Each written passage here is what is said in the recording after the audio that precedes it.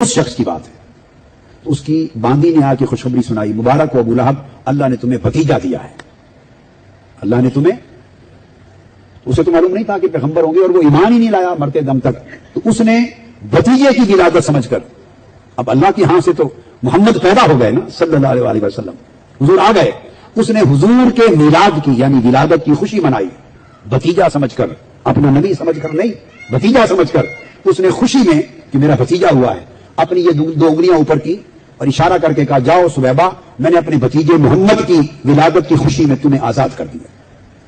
ऐसे की आजाद कर दी। गुजर गया वक्त, उम्र भर दुश्मनी करता रहा, इस्लाम की मुखालफत करता रहा, उसकी मजम्मत हुई, मर गया बिलाखिर। अब उन्होंने उलमा को नबी का दर्जा दे दिया कि हमारे इमाम हैं, मुफ्ती साहब हैं, ये जो बोल दिया हलाल हम हलाल मानेंगे, ये जो बोल दिया हराम हम हराम मानेंगे। हमारे सारे मसलक वाले यही कर रहे हैं। मिलादुन नबी जो लोग जलसे कर रहे हैं, ये चिरागा कर रहे हैं, क्यों मना रहे हो भाई? कोई दलील है? हमारे इतने बड़े बड़े उलमा कह रहे हैं। तो आपके उलमा पर शरीयत नाजिल हुई? अल्लाह ताला ने ये कहा है कि उलमा जो दे दें ले लो, जिससे मना कर दे रुक जाओ? या उलमा इस बात के पाबंद हैं कि वो कुरान और हदीस से बताएं? आपको दलील मांगना चाहिए, तो दलील देते हैं उल्टी सीधी। अरे अबू लहब ने अपनी बांदी को आज़ाद कर दिया था, तो ये तो अबू लहब की सुन्नत हुई, रसूलुल्लाह सल्लल्लाहु अलैहि वसल्लम की सुन्नत नहीं हुई। और अल्लाह के रसूल तो अभी नबी के आप तो पैदा हुए हैं और आपकी शरीयत शुरू हो गई क्या अबू लहब से? तो आप अबू लहब के तरीके पे अमल कर रहे हैं।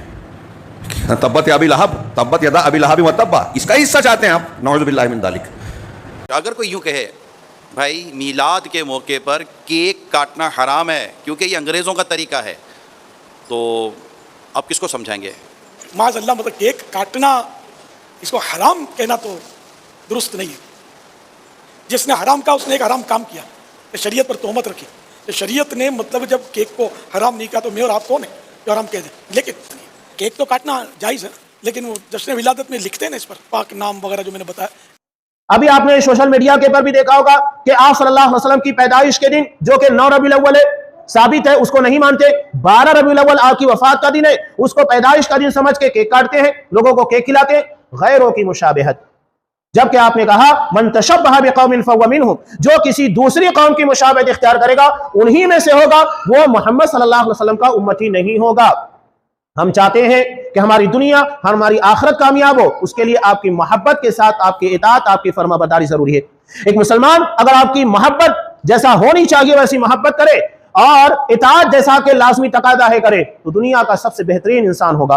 वो अपने माँ बाप के लिए अगर बेटा है तो बेहतरीन बेटा साबित होगा, बेहतरीन औलाद साबित होगा। अगर वो शौहर है तो अपनी बीवी के लिए बेहतरीन शौहर साबित होगा, और अगर वो बीवी है तो अपने शौहर के लिए बेहतरीन बीवी साबित होगी। अगर वो मोहम्मद सल्लल्लाहु अलैहि वसल्लम से मोहब्बत करती है और आप से आपकी इताअत और फरमाबरदारी करती है। अगर भाई है तो अपने भाई के लिए बेहतरीन साबित होगा। हर जगह वो दुनिया का बेहतरीन इंसान बनेगा। इस्लाम इंसानों को दुनिया का सबसे बेहतरीन इंसान बनाने के लिए आया, और आप सल्लल्लाहु अलैहि वसल्लम के सहाबा जिन्होंने आपके बताए हुए दीन और तरीके के पर सबसे बेहतरीन तरीके से अमल किया, दुनिया की सबसे बेहतरीन जमात थी, और हमें उसी जमात को फॉलो करने का हुक्म दिया गया है। आखिरी बात कहूं कि आप सल्लल्लाहु अलैहि वसल्लम की पैदाइश के बारे में शेख सफी रहमान मुबारकपुरी रहमुल्लाह ने जो तहकीक पेश की है अपनी किताब अर्रहीकुल मख्तूम में, उसे साबित होता है कि आपकी पैदाइश 9 रबीउल अव्वल को भी, 12 रबीउल अव्वल को नहीं, और आपकी वफात 12 रबीउल अव्वल को भी है। ये हर कोई मानता है, इसमें कोई इख्तिलाफ नहीं है। तो ये गम का दिन है, ना कि खुशी मनाने का। और जो लोग ये इस तरह का मामला कर रहे हैं, ईद मिलाद मना रहे, ये दीन के अंदर खिलवाड़ करने की कोशिश कर रहे हैं। आपके तरीके और आपके बताए हुए उसूलों से हटे हुए लोग हैं, ये आप सल्लल्लाहु अलैहि वसल्लम के तरीके पर चलने वाले नहीं।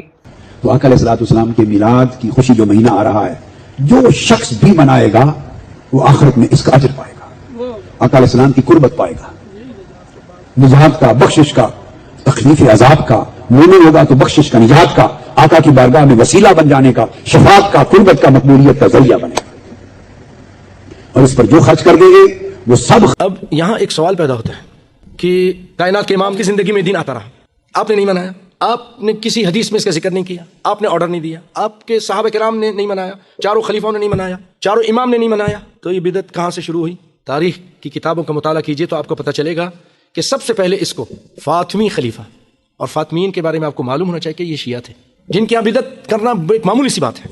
फातिमी खलीफा अल-मुइज़्ज़ लिदीनिल्लाह उसका नाम था, उसने 4वीं सदी हिजरी में काहिरा में ये दिन मनाया।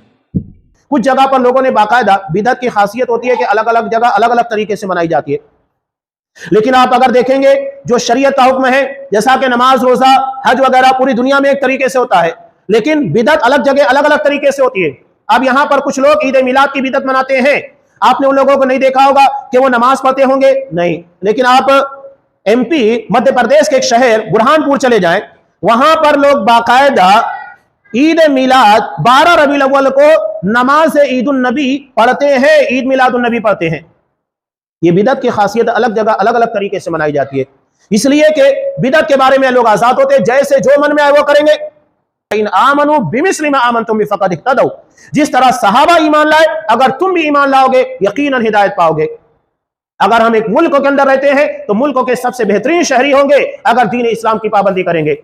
جہاں جہاں آپ کی سنت آپ کے طریقے پر چلنے والا ہوگا وہاں صرف خیر ہوگا, کسی قسم کا شر نہیں ہوگا. تو اللہ تبارک و تعالیٰ سے دعا ہے کہ پروردگار ہمیں محمد رسول اللہ صلی اللہ علیہ وسلم کی ایسی محبت عطا فرما جو آپ کی اطاعت اور آپ کی فرما برداری کے تقاضوں کو پورا کر سکے. ہمیں آپ کی محبت کے ساتھ آپ کے طور طریقے, آپ کی سنت کی اتباع کرنے اور آپ کے طریقے کے مطابق چلنے کی توفیق دے. آپ کا مطیع بنا, فرما بردار بنا, اور ہمیں ان نیک لوگوں میں شامل کر جن کو تو دنیا میں عزت عطا کرنے کے بعد آخرت کے اندر جنت عطا کرنے والا ہے. ہمیں ہر قسموں کے شرک و کفر و بدعت خرافات, خاص طور کے پر عید میلاد جیسی بدعت سے ہمیں محفوظ رکھ اور دنیا کے تمام مسلمانوں کو محفوظ رکھ. جو گمراہ ہے پروردگار ان کو ہدایت دے, جو جاہل ہیں جنہیں علم نہیں ہے ان چیزوں کے بارے میں شبہات کے اندر مبتلا ہے, پروردگار تو نے صحیح علم عطا کر تاکہ وہ نبی کی سنت کا علم حاصل کرے اور نبی کے طریقے کے مطابق زندگی گزارے. جب تک ہمیں دنیا میں رکھ اسلام کے پر اور ہمارا خاتمہ ایمان کے پر فرما, آمین. بارک اللہ لنا ولکم فی القرآن العظیم ونفعنی وإياکم بالآیات والذکر الحکیم, انہ تعالی جواد کریم ملک رؤوف رحیم.